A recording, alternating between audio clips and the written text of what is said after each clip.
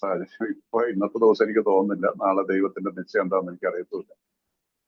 അപ്പൊ അതുകൊണ്ട് ഇതുവരെ നിങ്ങൾ എന്നെ സഹായിച്ചാൽ ഒത്തിരി ഈ ഗ്രൂപ്പിലെ എല്ലാ ഇവിടെ വരുന്ന മീറ്റിംഗിൽ വരുന്ന എല്ലാവരോടും ഇതിന്റെ ഹോസ്റ്റ് ഹോസ്റ്റ് അല്ലെങ്കിൽ അതിന്റെ നിങ്ങളുടെ ആ സർവീസ് ഒരു സ്ട്രക്ചർ സർവീസിന്റെ ഒരു കോർഡിനേഷൻ ഒരു കമ്മിറ്റി അങ്ങനെ എന്തെങ്കിലും കാണുമായിരിക്കുമല്ലോ, അവരോടെല്ലാം നന്ദി ഞാനിത് ഇന്ന് പറയുകയാണ്. അപ്പൊ അതുകൊണ്ട് ഒത്തിരി സന്തോഷമുണ്ടെന്ന്. ഇന്ന് കഴിയുന്നിടത്തോളം മാക്സിമം കുറച്ച് ഉള്ളൂ തീർക്കാൻ. പക്ഷെ ഞാനിന്ന് അതിന്റെ അവസാന ഭാഗത്ത് 1 മുതൽ 12 പടി വരെയുള്ള ഒരു 15-20 മിനിറ്റ് അതിനെക്കുറിച്ചൊരു ഇവിടെ ഒന്ന് ബ്രീഫായിട്ട് ചേർക്കാൻ പറ്റുമെന്ന് നോക്കാം. അല്ലെങ്കിൽ ഒരു പക്ഷേ ആരോഗ്യമൊക്കെ അനുവദിക്കുകയാണെങ്കിൽ അടുത്ത ആഴ്ച നമുക്കൊരു സെഷനൊക്കെ എടുക്കാം, നിങ്ങൾ അനുവദിക്കുകയാണെങ്കിൽ.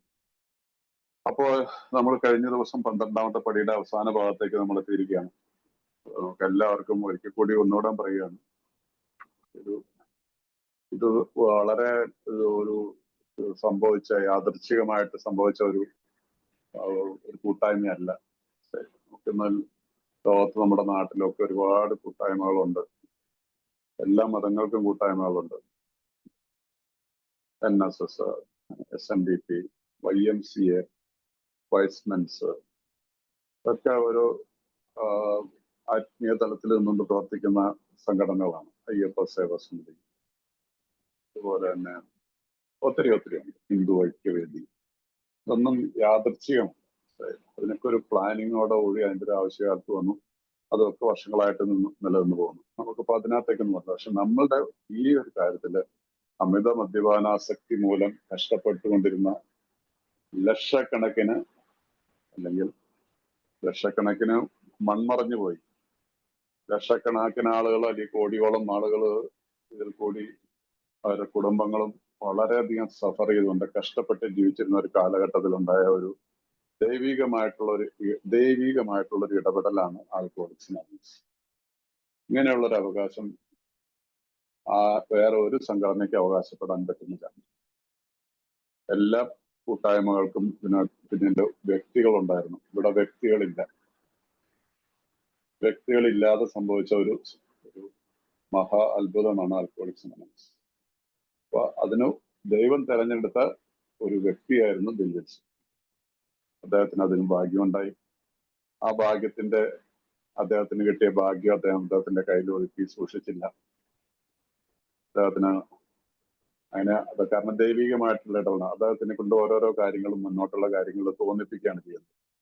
അപ്പൊ അദ്ദേഹം ഈ ഹോസ്പിറ്റൽ ബെഡിൽ കിടക്കുമ്പോഴാണ് അദ്ദേഹത്തിന് ഒരു ഗോഡ് എക്സ്പീരിയൻസ് ഉണ്ടാവുന്നതെന്നൊക്കെ നമ്മളെല്ലാവർക്കും അറിയാവുന്നതാണ്. എല്ലാവരും പല പ്രാവശ്യം ചരിത്രങ്ങൾ കേട്ടിട്ടുള്ളതാണ്, പലരിൽ നിന്നും കേട്ടിട്ടുള്ളതാണ്. അപ്പൊ അതിനുശേഷം ആ ആശുപത്രിയുടെ കിടക്കയിൽ കിടക്കുമ്പോൾ അദ്ദേഹം നിന്ന് ആ ആസക്തി വിട്ടുമാറി. അവിടെ വെച്ചിട്ട് അദ്ദേഹത്തിന്റെ മനസ്സിൽ തോന്നിയ ചെറിയൊരു ആശയമാണ്, ദൈവം തോന്നിപ്പിച്ചാണ്. ഒരുപക്ഷെ എനിക്ക് മറ്റുള്ളവരെ സഹായിക്കാൻ കഴിഞ്ഞേക്കാം, എനിക്ക് ഇതിനൊരു ആത്മീയമായിട്ടുള്ള ഒരു കാഴ്ചപ്പാടുകളോടും മറ്റുള്ള അതിനുശേഷം അദ്ദേഹം ആശുപത്രി വിട്ട് പുറത്തിറങ്ങുന്നു. അതിനുശേഷമുള്ള കഥകളൊക്കെ നമുക്കറിയാം. ഏതായാലും ഏകദേശം ഒരു 6-7 മാസത്തിന് ശേഷം അടുത്ത ഒരാളിലേക്ക് അദ്ദേഹത്തിന്റെ മനസ്സിലുണ്ടായിരുന്ന ആശയം ഉണ്ടായിരുന്ന മറ്റൊരാളിലേക്ക് ഈ ആശയം പകർന്നു കൊടുത്താൽ എനിക്ക് മദ്യപിക്കാതിരിക്കാൻ പറ്റും, ഒരുപക്ഷെ അവരും മദ്യപിക്കാതിരിക്കും. ആ ഒരു തീരുമാനമാണ് ഡോക്ടർ ബോബിലേക്ക് എത്തിക്കുന്നതും പിന്നീടുള്ളത് എല്ലാം നമുക്ക് എല്ലാ ചരിത്രങ്ങളും അറിയാവുന്നവരാണ്. അപ്പൊ ഇതൊരു ലാഘവത്തോടുകൂടി ഒരിക്കലും കാണരുത്. ഇതിന് വലിയൊരു നമ്മൾ വളരെ മനസ്സിൽ ദൈവത്തിനോട് നന്ദിയുള്ളതിനായിരിക്കും. ഒരുപാട് നന്ദി. ഓരോ സുപ്രഭാതത്തിലും നമ്മൾ കണ്ണു തുറന്നു കഴിഞ്ഞാൽ ദൈവമേ നന്ദി എന്ന് പറയാനായിട്ട് ഓരോ ആൽക്കഹോളിക്കിനും സാധിക്കണം. അദ്ദേഹത്തിൽ നിന്ന് വിട്ടു നിൽക്കണം. അതൊരു ശീലമാക്കണം.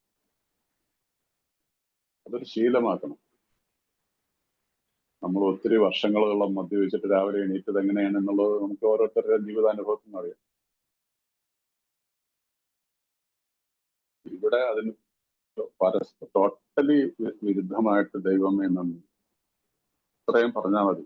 നമ്മളുടെ ആ ദിവസാരംഭം നല്ലൊരു രീതിയിൽ കുറിക്കാൻ പറ്റും. അപ്പൊ അത് പിന്നീടുള്ളതിന് നമ്മൾ എത്രമാത്രം എങ്ങനെയൊക്കെ ചെയ്യണമെന്നൊക്കെ അവരവരുടെ സ്പോൺസറുടെ വഴിയായിട്ടും ഈ ബിഗ് ബുക്കുകളിലുള്ള സ്റ്റഡികൾ ആരെങ്കിലുമൊക്കെ ചെയ്യുന്നുണ്ടെങ്കിൽ അതൊക്കെ ശ്രദ്ധിച്ചും വായിച്ചും പഠിച്ചും മുമ്പോട്ട് പോയാൽ നല്ലൊരു ജീവിതം നമ്മളുടെ മുമ്പിൽ ഉണ്ടാവും. വരും കാലങ്ങളിൽ നമ്മൾ ജീവിച്ചിരിക്കുന്നിടത്തോളം കാലം നമുക്ക് നല്ലൊരു മെസ്സേജ് ഈ ലോകത്തുനിന്ന് കൊടുത്തിട്ട് പോകാനായിട്ട് നമുക്ക് സാധിക്കും. ധനം നമുക്ക് ഇഷ്ടംപോലെ ഉണ്ടാക്കിയിട്ട് മക്കൾക്കൊക്കെ കൊടുത്തിട്ട് പോകാം. അവസാനങ്ങളിൽ മക്കൾ തമ്മിൽ തല്ലുന്നത് കാണാം. ഇത്രയും കഷ്ടപ്പെട്ടിട്ടൊക്കെ മക്കളെയൊക്കെ വളർത്തി പഠിപ്പിച്ചിട്ട് അവർ അതിൽ നമ്മളെക്കാളൊക്കെ വളരെ വിദ്യാഭ്യാസമൊക്കെ നേടിയിട്ടതിന് ശേഷം അച്ഛനും അമ്മയും നോക്കാനൊന്നും അവർക്ക് സമയമില്ലാത്തൊരു സാഹചര്യത്തിലേക്ക് വന്നിട്ട് വൃദ്ധസദനങ്ങളിലേക്കൊക്കെ തള്ളിവിടുന്ന കാഴ്ച നമ്മുടെ കേരളത്തിൽ സുലഭമാണ്. വൃദ്ധസദനങ്ങളുടെ ഒരു വലിയൊരു ബിസിനസ് ശൃംഖല തന്നെ ഇന്ന് കേരളത്തിലുണ്ട്. എന്താണ് അതിന്റെ ഒക്കെ അവസാനം? നമ്മളാരും വിചാരിക്കുന്നില്ല നമുക്ക് ഒരു ദിവസം ഈ ലോകം വിട്ടു പോകേണ്ടതാണ്. എത്രമാത്രം വേദനാജനകമായിട്ടുള്ള കാഴ്ചകളാണ് ചിലപ്പോൾ ചില യൂട്യൂബിലൊക്കെ നമുക്ക് കാണാൻ പറ്റുന്നത്. ഓരോ ഫോൺ അടിക്കുമ്പോൾ ഒരുപക്ഷെ എന്റെ മോനായിരിക്കും എന്നെ, എന്റെ മകളായിരിക്കും, എന്റെ മക്കളായിരിക്കും എന്നെ കാണാൻ വരുന്നത് എന്നുള്ളൊരു മെസ്സേജിന് വേണ്ടിയിട്ട് ആ തലത്തിലേക്കുള്ളൊരു അധപ്പതനമാണ്. ഈ ആളുകൾ ആരും ഓർക്കുന്നില്ല. ഈ കോടികൾ ഞാൻ ബാങ്കിൽ നിക്ഷേപിച്ചു, വളരെ ഏക്കർ കണക്കിന് സ്ഥലങ്ങൾ മേടിച്ചു, മക്കളെയൊക്കെ വലിയ നിലയിൽ പഠിപ്പിച്ചു, ഇതൊക്കെ അവസാനം നമുക്ക് ഇവിടെ നിന്ന് ഉപേക്ഷിച്ചിട്ട് പോകേണ്ടതാണെന്നുള്ള കാര്യം മനുഷ്യൻ സാധാരണതയിൽ ഓർക്കാറില്ല. അപ്പൊ അതുകൊണ്ടാണ് നമുക്ക് ഈ നമ്മളുടെ ഭയത്തിൽ നിന്നും, കാരണം ഭയമാണ് നമ്മളുടെ എല്ലാം പ്രശ്നം. എല്ലാത്തിലും ഭയമാണ്. എല്ലാത്തിലും നമ്മൾ മറ്റുള്ളവരുമായിട്ട് കമ്പയർ ചെയ്യാൻ പോകുന്ന ഒരു സ്വഭാവം നമ്മളിലുണ്ടാവുന്നു. സ്വാഭാവികമാണ് ഇതെല്ലാം മനുഷ്യത്വത്തിൽ. ദൈവം ആഗ്രഹിച്ചിട്ട് സംഭവിച്ചതല്ല. നമ്മുടെ മുമ്പിൽ ഒരു തെരഞ്ഞെടുക്കാനുള്ള സ്വാതന്ത്ര്യം വന്നപ്പോൾ തെരഞ്ഞെടുക്കാനുള്ള സ്വാതന്ത്ര്യത്തിൽ നമ്മൾ തെറ്റിൽ നിന്നും തെറ്റിലേക്ക് പോകുന്ന ഒരു ശീലം നമ്മളുണ്ടായി. അപ്പൊ അതുകൊണ്ടാണ് ഈ 12ാമത്തെ പടിയിൽ എത്തുമ്പോൾ നല്ല വാക്കാണ് ഉപയോഗിച്ചിരിക്കുന്നത്, having had A spiritual awakening as the result of these steps. ഈ പടികൾ ചെയ്തതിന്റെ ഫലമായി എനിക്ക് കിട്ടിയ ആത്മീയ ഉണർവെന്നാണ് തോന്നുന്നു മലയാളത്തിൽ കൊടുത്തിരിക്കുന്നത്. ഏതായാലും ആ സ്പിരിച്വൽ അവേക്കനിങ് എന്നുള്ള വാക്കിന് ഒരുപാട് വിസ്താരമായിട്ടുള്ളൊരു അർത്ഥങ്ങളുണ്ട്. ആ അർത്ഥം മനസ്സിലാക്കണമെങ്കിൽ നമുക്ക് അതിനു വേണ്ടിയിട്ടാണ് നമ്മുടെ ഈ 11ാമത്തെ പടിയിൽ നമ്മളോട് നമ്മുടെ ഫൗണ്ടേഴ്സ് ആയിട്ടുള്ളവർ എഴുതിയിരിക്കുന്നത്. നിങ്ങൾ ഏതെങ്കിലും മതവിഭാഗത്തിൽപ്പെടുന്നവരാണെങ്കിൽ ആ മതത്തിനനുസൃതമായിട്ടുള്ള ഗ്രന്ഥങ്ങളും അവരിൽ നിന്നുള്ള അതിന്റെ ആചാര്യന്മാരിൽ നിന്ന് നമ്മൾ കേൾക്കണം. അതുകൂടി നമ്മുടെ ഈ പ്രോഗ്രാമിനോടൊപ്പം പോയി കഴിഞ്ഞാലാണ് ഇത് വർക്ക് ചെയ്തത്. ഇല്ലേലും വർക്ക് ചെയ്യില്ല എന്നൊന്നും ആരും പറയുന്നില്ല. ആരും അതിന് തർക്കത്തിനും നിൽക്കേണ്ട ആവശ്യമില്ല. അത് അവരവരുടെ ഒരു സ്വാതന്ത്ര്യമാണ്. അപ്പൊ അതിനകത്തൊന്നും ഞാൻ സംസാരിക്കാൻ ഞാൻ ആളല്ല. ഞാൻ അനുഭവിച്ചത് ഞാൻ പറയാനായിട്ട് എനിക്ക് സാധിക്കും. അപ്പൊ എനിവേ, അപ്പൊ നമ്മൾ കഴിഞ്ഞ ദിവസം വായിച്ചു നിർത്തിയത് 101ാമത്തെ പേജിലാണ് മറ്റുള്ളവരോടുള്ള പ്രവർത്തനം എന്നുള്ളത്. അപ്പൊ അതിനുശേഷം നമ്മുടെ 101ാമത്തെ ഏറ്റവും താഴത്തെ പാരഗ്രാഫില് ഞങ്ങളുടെ വിശ്വാസത്തിൽ അമിത മദ്യപാന രോഗിയെ കുടിക്കണമെന്ന് തോന്നലെന്നും പൊതിഞ്ഞു സൂക്ഷിക്കുന്ന തരത്തിൽ മദ്യത്തെ നേരിടുന്നതിനും ഉള്ള ഏത് പദ്ധതിയും പരാജയമടയാനാണ് സാധ്യത. സ്വയം അങ്ങനെ പൊതിഞ്ഞു സൂക്ഷിക്കുവാൻ അമിത മദ്യപാന രോഗി ശ്രമിക്കുകയാണെങ്കിൽ കുറച്ചു നാളത്തേക്ക് അയാൾ വിജയിച്ചേക്കാമെങ്കിലും കൂടുതൽ വലിയൊരു പൊട്ടിത്തെറിയുടെ അയാൾ പൂർവ്വസ്ഥിതിയിലാവുന്നു. ഈ മാർഗങ്ങളൊക്കെ ഞങ്ങളെ ശ്രമിച്ചു നോക്കുന്നുണ്ട്. അസാധ്യമായത് ചെയ്യാനുള്ള എല്ലാ സംരംഭങ്ങളും എപ്പോഴും പരാജയമടഞ്ഞിട്ടുള്ളൂ. ഞങ്ങളുടെ വിശ്വാസത്തിൽ അമിത മദ്യപാന രോഗിയെ കുടിക്കണമെന്ന തോന്നലെന്നും പൊതിഞ്ഞു സൂക്ഷിക്കുന്ന തരത്തിൽ മദ്യത്തെ നേരിടുന്നുള്ള ഏതൊരു പദ്ധതിയും പരാജയമടയാനാണ് സാധ്യത. അത് ഇംഗ്ലീഷിലെ വാക്ക് നോക്കാം.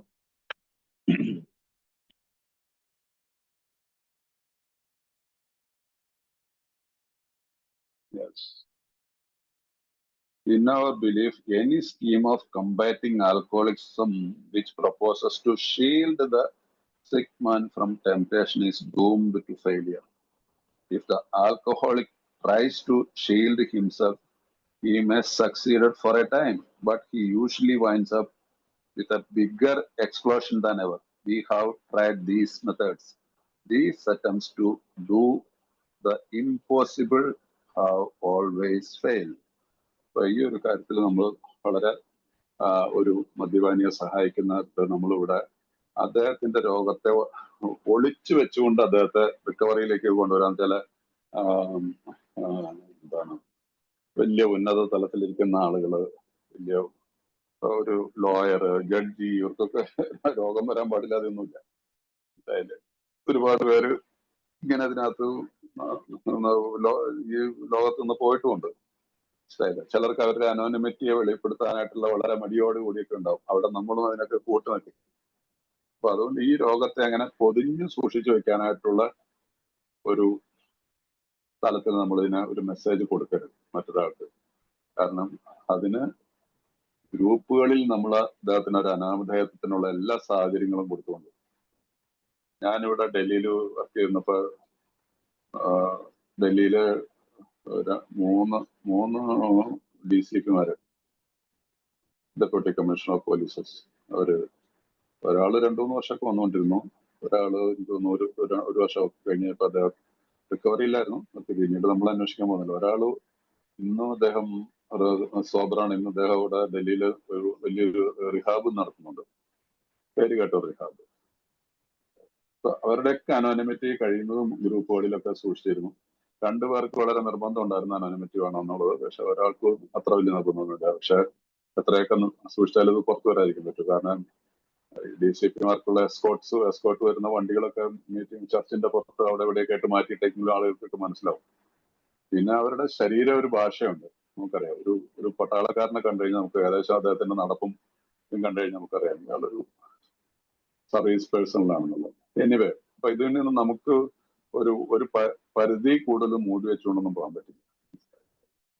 അങ്ങനെ അദ്ദേഹമോ അല്ലെങ്കിൽ ഒരു ഗ്രൂപ്പോ കൂടുതൽ പൊതിഞ്ഞു. പക്ഷെ പിന്നെ നമ്മള് ബോധപൂർവ്വം മറ്റുള്ള ഒരാളോട് പറയരുത് ഇയാള് DCP ആണ്, അല്ലെങ്കിൽ ഇയാള് ഡിസ്ട്രിക്ട് ജഡ്ജാണ്, അല്ലെങ്കിൽ മജിസ്ട്രേറ്റ് ആണെന്നോ നമ്മളായിട്ട് പറഞ്ഞു കൊടുക്കാതെ അദ്ദേഹത്തിന് നമുക്കൊരു വിശ്വാസം, ഞങ്ങളുടെ ഗ്രൂപ്പിന് സാറിന്റെ ഡെസിഗ്നേഷൻ സാർ എന്ത് ജോലി ചെയ്യുന്നുള്ളതൊന്നും പറയത്തില്ല. ഈവൻ ഡോക്ടേഴ്സിനോട് പോലും ഡോക്ടേഴ്സിന് പോലും പലപ്പോഴും ഈ ഒരു പ്രശ്നം നേരിടാറുണ്ട്. അപ്പൊ അതുകൊണ്ട് അങ്ങനെ കുറച്ചു നാളൊക്കെ പറ്റുമെങ്കിൽ ഇങ്ങനെ പൊതിഞ്ഞ് സൂക്ഷിച്ചു വെച്ചുകൊണ്ടിരുന്നിട്ട് കാര്യമില്ല. എന്ന് വെച്ചിട്ട് അദ്ദേഹം എല്ലാം കൂടി ഷെയർ ചെയ്യണമെന്നല്ല, അദ്ദേഹത്തിന്റെ മാനസികത്തിലുള്ള ഒരു ഭാവമാണ്. ഭയപ്പെടാതെ നിർഭയനായിട്ടൊരു, അതാണ് അതിന്റെ ശരിയായിട്ടുള്ളത്, നിർഭയനായിട്ടൊരു AA മീറ്റിംഗ് ഡെയിലി ചെയ്യാനായിട്ടുള്ള ഒരു സന്നദ്ധത ഉണ്ടെങ്കിൽ ദൈവം അവിടെ പ്രവർത്തിച്ചോളും. അദ്ദേഹത്തിന്റെ അനാമധേയത്തെ കാത്തു സൂക്ഷിച്ചോളും. ഭയമാണ് ആൾക്കാർ പലർക്കും ഇങ്ങനെയുള്ള സാഹചര്യങ്ങളുള്ളത്. അപ്പൊ അവിടെ ആ രീതിയിൽ ഇങ്ങനെ സൂക്ഷിച്ചു ഒരു ദിവസം ഇതെല്ലാം കൂടി പൊട്ടിത്തെറിച്ചേക്കാം. അപ്പൊ അതുകൊണ്ട് അത് വളരെ, കാരണം ഇതൊക്കെ ഞാൻ ശ്രമിച്ചു നോക്കിയിട്ടുണ്ട്. ഈ മാർഗങ്ങളൊക്കെ ഞങ്ങൾ ശ്രമിച്ചു നോക്കിയിട്ടുള്ളതാണ്. ഡോക്ടർ ബോബിന് വളരെ ബുദ്ധിമുട്ടായിരുന്നു. അദ്ദേഹം ഒരു പേര് കേട്ടൊരു സർജനായിരുന്നു ആ നഗരത്തിലെ അക്രോണിലെ. അദ്ദേഹം അതിന് വലിയ കാര്യമായിട്ട് നടത്തില്ലെങ്കിൽ പോലും അദ്ദേഹത്തിന് ആദ്യകാലത്തൊക്കെ പ്രശ്നങ്ങൾ ഉണ്ടായിട്ടുണ്ട്.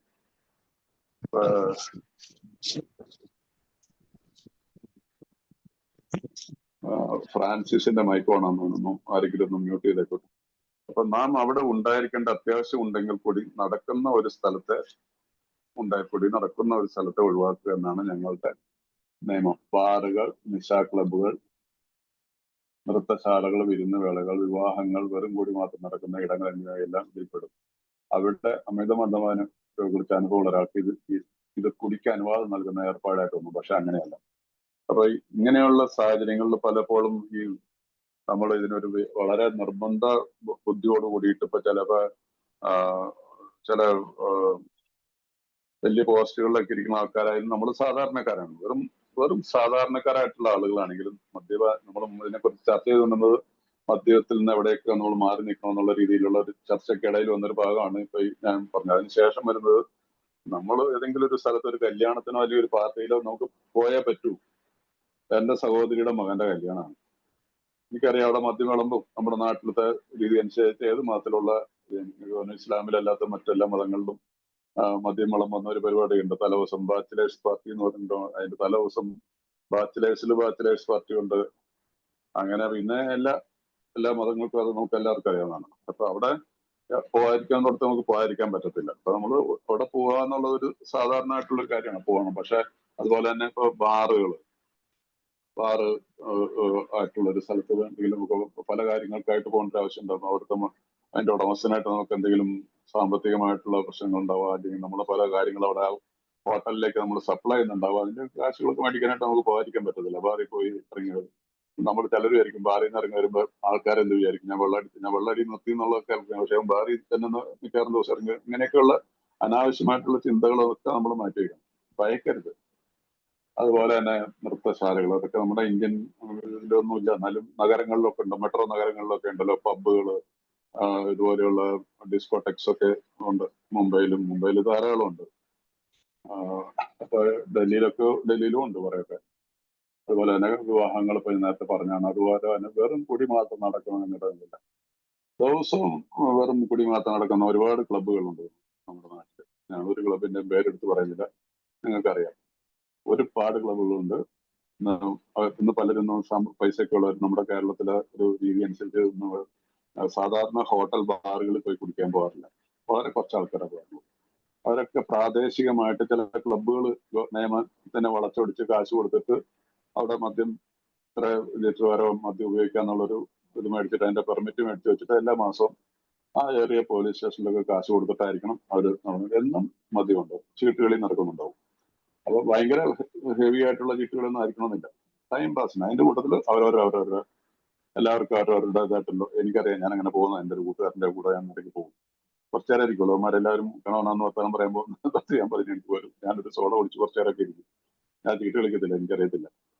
പക്ഷെ ഈ ശരി, അപ്പൊ അവർക്ക് എല്ലാവർക്കും ഓരോ ലോക്കർ ഉണ്ട്, അവരവരുടെ കുപ്പികൾ അവിടെ വെച്ചേക്കാണ്. അവിടെയുള്ള ഒരു അറ്റൻഡന്റ് ഉണ്ട്, അയാള് അവന്റെ തക്കുഴ എടുത്തുകൊണ്ട് പറഞ്ഞാൽ സോഡ സാധനങ്ങളെല്ലാം റെഡി, മെച്ചപ്പെട്ട് കുടി, അത്യാവശ്യം ടച്ച് ഗീസ് കാര്യങ്ങള് കേട്ട് അങ്ങനെയൊക്കെ പോകുന്നതന്നെ. അപ്പൊ അതുകൊണ്ട് അമിത മദ്യപാന രോഗി കുറച്ച് അനുഭവമുള്ള ഒരാൾക്ക് ഇത് കുടിക്കാൻ അനുവാദം നൽകുന്ന ഏർപ്പാടായി തോന്നും. പക്ഷെ അതങ്ങനെയല്ല. ഇപ്പൊ നമ്മൾ ഇതിനൊക്കെ ഇവിടെയൊക്കെ പോണതിന് വെച്ച് കുഴപ്പമില്ല, സൂക്ഷിച്ചാൽ മതി എന്നൊക്കെ പറയുമ്പോൾ ചില ആളുകൾ വിചാരിക്കും, ഓ ഇതൊരു ചാൻസ് ആണ്, മനസ്സിലായില്ല. ഇവിടെയാണ് ഈ റിലാപ്സുകൾ സംഭവിക്കുന്നത്. ഇതാണ് നമ്മൾ തുടക്കത്തില് ഡോക്ടേഴ്സ് ഒപ്പീനിയനിലായിരിക്കണം പറയുന്നില്ലേ, നമ്മൾ എപ്പോഴെങ്കിലും റിക്കവറിയിൽ വന്നതിന് ശേഷം നമ്മുടെ മനസ്സിൽ എപ്പോഴെങ്കിലും ഒരു കാലത്ത് ഒരു 3 പേരൊക്കെ അടിക്കാൻ പറ്റും ഇവർ ഈ പറയണതൊക്കെ ശരി. പക്ഷെ ഒരു 2 കൊല്ലം കഴിയുമ്പോൾ 6 മാസം കഴിയുമ്പോൾ ഒന്നും കഴിക്കാൻ പറ്റുമായിരിക്കും, കുഴപ്പമില്ല എന്നുള്ള രീതിയിൽ. കാരണം മദ്യത്തോടുള്ള അത്രയ്ക്ക് മാത്രം വിധേയനായിരിക്കുന്നല്ലോ നമ്മൾ, വിധേയത്വം ആ ഇതിൽ വെച്ചുകൊണ്ടുള്ള അങ്ങനെയുള്ള വെച്ചുകൊണ്ട് കാത്തു സൂക്ഷിക്കുന്ന ഒരു സാഹചര്യം ഉണ്ടെങ്കിൽ തീർച്ചയായിട്ടും മദ്യപിച്ചു ഈ ഓപ്പർച്യൂണിറ്റിയെ. അല്ലെങ്കിൽ പറഞ്ഞ ഒഴിക്കലും ഞാൻ എനിക്കറിയത്തില്ല, അപ്പൊ മറ്റേ ചേട്ടൻ പറയുക അവൻ കുടിയത്തില്ല, വെറുതെ കുഴിച്ചാണ് ഇത്ര 3-4 മൂന്നാമതൊക്കെ അവിടെ ഇറങ്ങി നടക്കുമ്പോൾ വേറെ മറ്റേ പറഞ്ഞ ഒഴിക്കലെന്ന് ചോദിച്ചിട്ടുണ്ടെങ്കിൽ ഞാൻ കഴിയത്തില്ല. മൂന്നാമത്തെയോ 4-മത്തെയോ ഇതിലും ആരെങ്കിലും വന്ന് എന്തെങ്കിലുമൊക്കെ ചോദിച്ചോ എന്തെങ്കിലും അവിടുത്തെ ആ എൻവയറമെന്റിൽ അന്നാ ഒരു ഗ്ലാസ് ബിയർ എടുത്തോളാൻ പറയും. ഹോട്ടൊന്നും അടിക്കുന്നില്ല, ഒരു ഗ്ലാസ് ബിയർ എടുത്തേക്കാൻ പറയും. അത് തന്നെ. പിന്നെ ആ ചങ്ങാതിനെ എങ്ങനെയായിരിക്കും അല്ലെങ്കിൽ എന്നെ എങ്ങനെയായിരിക്കും അവിടെ നിന്ന് എടുത്തുകൊണ്ട് പോവുക? എടുത്തുകൊണ്ടായിരിക്കും വീട്ടുകാർ കൊണ്ടുപോകുന്നത്. വീണ്ടും അത് എവിടെ നിന്ന് തുടങ്ങി അവിടെ എത്താൻ ഏതാനും നിമിഷങ്ങൾ വരും. അപ്പൊ ഇങ്ങനെയുള്ള സാഹചര്യങ്ങളിൽ നമ്മൾ പലപ്പോഴും നമ്മൾ സൂക്ഷിക്കണം, വളരെയധികം സൂക്ഷിക്കണം. അതിന് പല സജഷൻസും അടുത്ത ഭാഗത്തൊക്കെ വരുന്നുണ്ടായിരിക്കണം. അതുകൊണ്ടാണ് പലപ്പോഴും പറയാനുള്ള തുടക്കക്കാരാണെങ്കിൽ എന്നെ സ്പോൺസർ ചെയ്യാൻ വിളിച്ചിട്ടുണ്ട്, ഇങ്ങനെ പരിപാടി ഉണ്ട്, നമ്മുടെ എന്നെ വിളിച്ചിട്ടില്ലെന്ന് പറഞ്ഞാൽ അങ്ങനെ എന്റെ കൂടുതലല്ലേ, എന്റെ വീട്ടിലെ എന്റെ കുടുംബത്തിന് നടക്കുന്നതല്ലേ. ആരെങ്കിലും സ്പോൺസറെ തന്നെ വേണമെന്നില്ല, ഒരു ഉറപ്പ്. അവിടെ ചെന്നു കുറച്ചു നേരം സ്പെൻഡ് ചെയ്ത് എന്തെങ്കിലും സ്റ്റാർട്ടപ്പ് എന്തെങ്കിലും കഴിഞ്ഞിട്ട് ലേറ്റായിട്ടൊക്കെ ചെന്നാലും ആഹാരം കഴിച്ചു നമുക്ക് അവിടെ നിന്ന് തിരിഞ്ഞു വരാം. അവിടെ ചെന്നു കണ്ടു, എല്ലാവരെയും കണ്ടു, ചെന്നില്ല എന്നുള്ള പരാതി ഒന്നും വരാനില്ല. അങ്ങനെ നമുക്ക് നമ്മളുടെ ഒരു മനോഭാവം അനുസരിച്ചായിരിക്കും ഇങ്ങനെയുള്ള റിലാപ്സുകൾ, ഇവിടെയുള്ള പതനങ്ങൾ ഉണ്ടാവും. ഞാൻ ഓൾറെഡി മാസങ്ങൾക്ക് മുമ്പേ പ്രീ പ്ലാൻഡ് ആണ്. എന്തെങ്കിലും ഒരു ദിവസം എനിക്ക് കുടിക്കാന്നുള്ളൊരു തോന്നലുണ്ടെങ്കിൽ ഇങ്ങനെയുള്ള സാഹചര്യങ്ങളിൽ ഇങ്ങനെയുള്ള കൂട്ടങ്ങളിൽ ചെന്ന് പെട്ട് കഴിഞ്ഞാൽ ചിലപ്പോൾ പെട്ടു. അതുകൊണ്ട് വളരെ കെയർഫുൾ ആയിട്ടിരിക്കുക. ഞങ്ങളൊരു പ്രത്യേക നിബന്ധന വെച്ചിട്ടുണ്ട് നിങ്ങൾക്ക് കാണാം. അതുകൊണ്ട് ഓരോ സന്ദർഭത്തിലും നിങ്ങളോട് തന്നെ ചോദിക്കുക, ഈ പ്രത്യേക സ്ഥലത്തേക്ക് പോകേണ്ട വ്യക്തിപരമോ ബിസിനസ് പരമോ സാമൂഹികമായ എന്തെങ്കിലും കാരണം എനിക്ക്, ഈ ചോദ്യമാണ് എനിക്ക് ഉണ്ടായത്. ഇൻവിറ്റേഷൻസ് ഒരുപാട് സ്ഥലത്ത് വരും. അപ്പൊ ഈ സ്ഥലത്ത് പോകുന്ന സത്യസന്ധമായിട്ട് എന്നോട് ഞാനിവിടെ പോകേണ്ട വല്ല ആവശ്യമുണ്ടോ, പോയില്ല എന്ന് വെച്ചിട്ട് എന്തെങ്കിലും പ്രശ്നമുണ്ടോ, ഇനി പോയ ഏതെങ്കിലും കാരണവശാൽ എനിക്ക് എന്തെങ്കിലും ബുദ്ധിമുട്ടുകളുണ്ടാവും, പിന്നെ പോയില്ല എന്ന് വെച്ചിട്ട് എന്റെ ബിസിനസിനെ ബാധിക്കുന്ന എന്തെങ്കിലും കാര്യങ്ങളുണ്ടോ. അപ്പൊ ഇങ്ങനെയുള്ളൊരു സ്വയമായിട്ടുള്ളൊരു തീരുമാനത്തിലേക്ക് എടുക്കാനായിട്ടുള്ള ശക്തി നമ്മളിൽ ഈ പടികൾ പ്രാക്ടീസ് ചെയ്തുണ്ടാവും. ഭയപ്പെടേണ്ട ആവശ്യമില്ല. ബിസിനസ് പരമാണെങ്കിൽ അത്ര വലിയൊരു ബിസിനസ് നടത്തുന്ന ഒരാളാണ്, അദ്ദേഹത്തിന് ആ ഇതിൽ പാർട്ടിയിൽ നിന്ന് നിൽക്കാൻ പറ്റും. സുഖമില്ലാത്തൊരു സഡനായിട്ടുള്ള ഒരു ചെറിയൊരു പ്രശ്നം വന്നിട്ടുണ്ട്, അതുകൊണ്ട് ഞങ്ങൾ നിങ്ങൾ എൻജോയ് ചെയ്ത് ഞാൻ ചിലപ്പോൾ കുറച്ച് നേരത്തേക്ക് അവിടെ വന്നിട്ട് ഞാൻ പോകുന്നതാന്നൊക്കെ പറഞ്ഞ് നമുക്ക് ഇഷ്ടംപോലെ വഴികളുണ്ട്. മനസ്സിലായില്ലേ? നമ്മൾ മറ്റുള്ളവരെ സൂചിപ്പിക്കലല്ല നമ്മുടെ പണി. ഇനി മറ്റുള്ളവരെ സൂചിപ്പിച്ചാണ് ഇത്രയും കാലം ജീവിച്ചത്. അതിന് ഇരകളായവരാണ് നമ്മൾ. ഇവിടെ ഇരിക്കുന്ന ഓരോരുത്തരും സ്വയം ആലോചിച്ച് നോക്കുക, നമ്മൾ എത്രമാത്രം ചൂഷണം ചെയ്യപ്പെട്ടിരുന്നു. തമ്പിയോട് പറഞ്ഞാൽ തമ്പി ഹാൻഡിൽ ചെയ്തോളും. അപ്പൊ എന്താണ് പ്രശ്നം, എന്നാണ് പ്രശ്നം, അവിടെ അല്ല അത്രയും ഇവിടെ ബില്ലുണ്ടാകുന്നില്ല, കുഴപ്പമില്ല ഞാൻ കൊടുത്തോളൂ, നീ ഇത് നടക്കട്ടെ എന്ന് പറയും. കാശ് എന്തോരം പോയിട്ടുണ്ട്. ഇല്ലാത്ത വല്ലയിടത്തും വല്ല കേസുകളോ അടിയോ അത് കഴിഞ്ഞിട്ട് പണം കഴിക്കുന്നെങ്കിലും ഉണ്ടായിട്ട് നീ ആശുപത്രിക്ക് പറയുന്ന എന്തിനും നടന്നിട്ടുണ്ട്, പോലീസ് സ്റ്റേഷനിൽ നടന്നിട്ടുണ്ട്. ഇങ്ങനെയുള്ള ഇതുകൊണ്ട് നമ്മൾ ഇപ്പോഴും വളരെ സൂക്ഷിക്കണം. ഇനിയുള്ള കാലത്ത് നമ്മൾ ആദ്യ ചാപ്റ്ററുകളിൽ പോയിട്ടില്ല, മറ്റുള്ളവരാൽ ചൂഷണം ചെയ്യപ്പെട്ടതിന് ഏറ്റവും വലിയ ഉദാഹരണമാണ് അമിത മദ്യാസക്തരായിട്ടുള്ള നമ്മൾ. അപ്പൊ അതുകൊണ്ട് നമ്മൾ ഇവിടെയൊക്കെ ഇങ്ങനെയുള്ള കാര്യങ്ങൾ സ്വയം ചോദിക്കണം. അഥവാ ഈ വക സംഘത്തിന്റെ അന്തരീക്ഷത്തിൽ നിന്നും പരോക്ഷമായ എന്തെങ്കിലും രസം കവർന്നെടുക്കാൻ നിങ്ങൾ ആഗ്രഹിക്കുന്നുണ്ടോ? ഈ ചോദ്യങ്ങൾക്ക് നിങ്ങൾ തൃപ്തികരമായ മറുപടി പറയുകയാണെങ്കിൽ നിങ്ങൾക്ക് ഭയപ്പെടേണ്ട യാതൊരു കാര്യമില്ല. അത് സത്യസന്ധമായിട്ടുള്ള ആൻസർ എൻ്റെ ഉണ്ട്, നോ പ്രോബ്ലം. എനിക്ക് അവിടെ പോയാലും ഐ വിൽ നോട്ട് ഡ്രിങ്ക്, ഞാൻ അവിടുന്ന് ആ രീതിയിൽ പോരും. ഇതെന്നെ ബിസിനസ്സിനെ ബാധിക്കുന്ന പ്രശ്നമായതുകൊണ്ട് ഞാൻ ഐ വിൽ ബി ദേർ. പക്ഷെ എൻ്റെ ഉള്ളിലുള്ള മനോഭാവം, ആറ്റിറ്റ്യൂഡ് എന്താണെന്ന് ഞാൻ ചെക്ക് ചെയ്യും. ആ രീതിയിലുള്ളത് വന്നു കഴിഞ്ഞാൽ നമുക്ക് തീർച്ചയായിട്ടും അതിന് ഒരു കാരണവശാലും ഭയപ്പെടേണ്ട, ആ വാക്ക് ശ്രദ്ധിക്കുക, ഭയപ്പെടേണ്ട യാതൊരു കാര്യവുമില്ല. I mean prayer. അവിടെയെങ്കിലും പോകുന്ന സ്ഥലത്ത് ഞാൻ പ്രാർത്ഥിച്ചിട്ടാണ് പോകുന്നത്. ഇങ്ങനെയുള്ളൊരു അപകട മേഖലയിൽ കൂടി ഞാൻ സഞ്ചരിക്കാൻ പോവാണ്, പ്ലീസ് ബി വിത്ത് മീ. ഞാൻ കഴിഞ്ഞ ചാപ്റ്ററുകൾ 11ാമത്തെ പടിയിലൊക്കെ ഒന്നുമില്ല. വി പോസ്, ഒരു നിമിഷം നിൽക്കുന്നു, ശരിയായിട്ടുള്ള മാർഗനിർദ്ദേശത്തിന് ദൈവത്തോട് അപേക്ഷിക്കുന്നു. ഇതിനു വേണ്ടിയിട്ട് വേണ്ടത് ഏതാനും സെക്കൻഡുകൾ മാത്രമാണ്. ആ രീതിയിൽ നമ്മൾ ഇറങ്ങിയിട്ടുണ്ടെങ്കിൽ ഒരു കാരണവശാലും കുടിക്കില്ല. ചെയ്യണം, പ്രാക്ടീസിൽ ചെയ്യണം. അത് ഈ ഒരു കാര്യത്തിൽ മാത്രമല്ല, ഓരോ ദിവസത്തിലും നമുക്ക് വളരെയധികം പ്രശ്നങ്ങൾ ഉണ്ടാകുന്ന, ദൈനംദിന ജീവിതത്തിൽ എന്തെങ്കിലുമൊക്കെ പ്രശ്നങ്ങൾ ഉണ്ടാകുന്ന കാര്യങ്ങളുണ്ടാവുക. അപ്പോൾ നമ്മൾ ഓരോരോ പടികളും കൊണ്ട് തിരിച്ചിട്ട് 11ാമത്തെ പടിയിൽ പറയുന്ന ഇതാണ്, still I am powerless. I am powerless. Still my life is unmanageable. അതുകൊണ്ട് എന്താണ് ഞാൻ ചെയ്യുന്നത്? ആ ഒരു അവസരത്തിൽ എന്താണ് ഞാൻ പ്രാക്ടീസ് ചെയ്തുകൊണ്ടത്? പോസ്, ഒരു നിമിഷം നിൽക്കുന്നു. ഒരു നിമിഷം എന്ന് പറഞ്ഞ ഒരു മിനിറ്റ് നിൽക്കാനൊന്നും പറഞ്ഞില്ല, ഒരു നിമിഷം നിൽക്കുന്നു. We pause. ഇത് സ്വിച്ച് അല്ലേ, പോസ് എന്ന് പറഞ്ഞ സ്വിച്ച് ഓൺ. അപ്പൊ നിന്ന് പോകും. അപ്പൊ നമ്മുടെ സ്റ്റീരിയോ, ടേപ്പ് റെക്കോർഡറോ ടി വി ഒക്കെ ആണെങ്കിൽ പോസ്റ്റിന്റെ ഇതിൽ ക്ലിക്ക് ചെയ്ത് കഴിഞ്ഞാൽ അപ്പൊ അവിടെ നിൽക്കും. ഒരു സെക്കൻഡ് മതി. ആ സെക്കൻഡിൽ ഞാൻ പ്രാർത്ഥിക്കുകയാണ് ദൈവത്തോട്, ശരിയായിട്ടുള്ള മാർഗനിർദ്ദേശം. I am powerless, I am helpless, I don't know how to handle, be with me. ഇത്രയും കാര്യം മനസ്സിൽ കൂടെ ഇനി മറയാനായിട്ട് നിമിഷം മതി. ദെൻ സ്റ്റാർട്ട് അഗൈൻ, മുമ്പോട്ട് പോവുക. Yes,